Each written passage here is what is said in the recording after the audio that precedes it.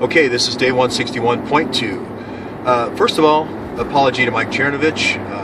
Mike, somebody had reported a third party said that you thought I wasn't as very well sourced, and so that was the whole problem. I was up very early in the morning, and I thought you said it, so I kind of came back and said, hey, here are all my sources. And I really take my sources religiously. As you know, I quote Risen and Mazzetti from New York Times and Leonig from the Washington Post, and the authors I quote are Seymour Hersh, of course, a Pulitzer Prize winner as well, and I spent a lot of time with like the William Engdahl books and the Peter Dale Scott proofs and so forth, and those are extremely well researched sources, as well as I go to the David Talbots and Devil's Chessboard, which are mostly comprised of CIA memoirs written by the directors of the CIA themselves. So for any new viewers to the channel, I think you need to know that that's the basis. I publish all my notes, I publish all my citations. I work with a huge group of researchers that really pull all this stuff together. I put all the citations below the slides when I do a slideshow. So it's a very large open media research project. Secondly, I want to say thank you to Mr. Hagman of Hagman and Hagman Radio Report for the shout out last night on Alex Jones. I know Linda West, who is a guest commentator. She won this national contest as a guest commentator.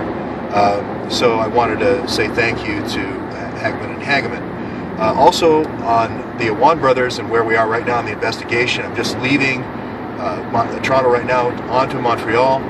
Visited a lot of the Awan companies here in town, and again, people might say, oh, they're not related, and that's fine, but there's an Awan Services that did $183,000 with the Canadian government. Again, can't find a physical address. You need to have some kind of secret passcode to get on the website. Try to go to Awan Automation. Again, servo motors and wiring harnesses, that sort of thing for aircraft and helicopter maintenance. Again, no physical address cited. Most people that are trying to sell physical objects like that want to advertise, here's where we are, come buy our stuff. So again, things like that don't make sense.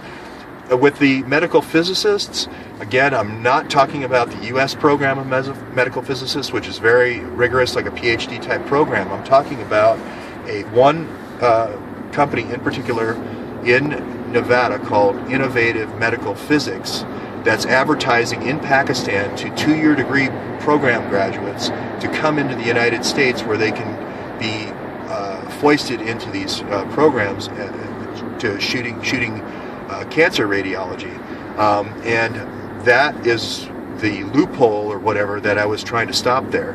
Now, the fact that Mohammed A. Shah was the owner, and Mohammed A. Shah also seems to be involved in this Iridium cell phone network in Texas, which is used by many drug cartels and so forth to manage air, land, and sea as your assets are moving, secure communications back and forth to the pilots and so forth. Why is that guy also trying to recruit medical people to come into the United States? Why is it a Nevada cutout organization when the owners actually are doctors living in California? And why are they recruiting people to come to Toronto? It just doesn't quite jive.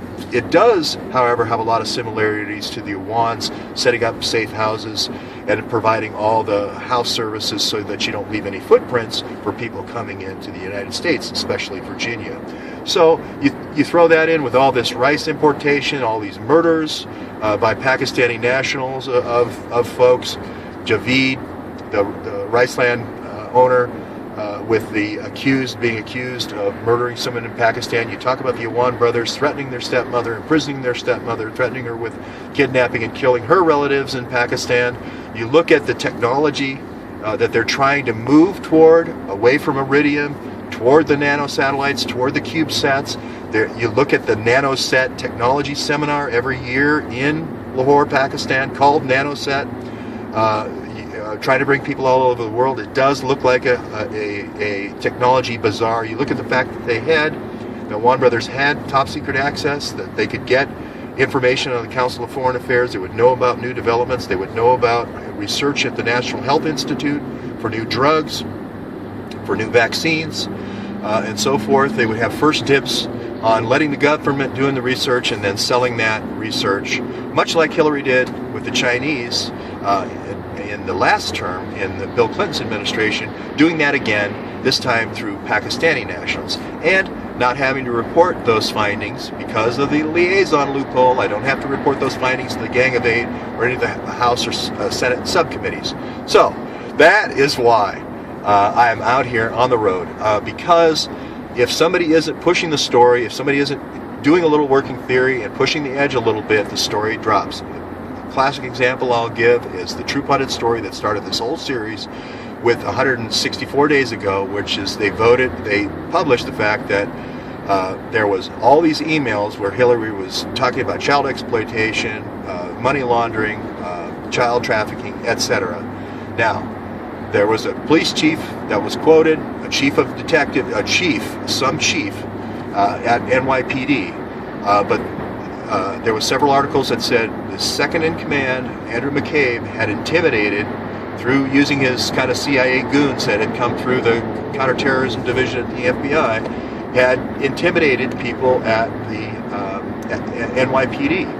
And so I said that it's Robert Boyce. Robert Boyce said that because he is the chief of detectives. Everyone can be the chief of other things, but he's the chief of detectives. Now, people question the True Pundit credibility sometimes. I'll let Robert Boyce deny that, and I'll take the chances, in terms of defamation and so forth.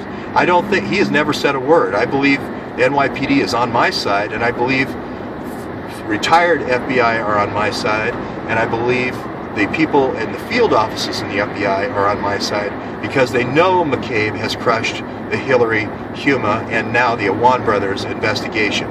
And he is the one who ordered the wiretaps of Trump and all of his associates. Susan Rice is an advisor. She cannot order wiretaps. Those wiretaps were ordered by McCabe, just like he's ordered wiretaps for the last 20 years. And sometimes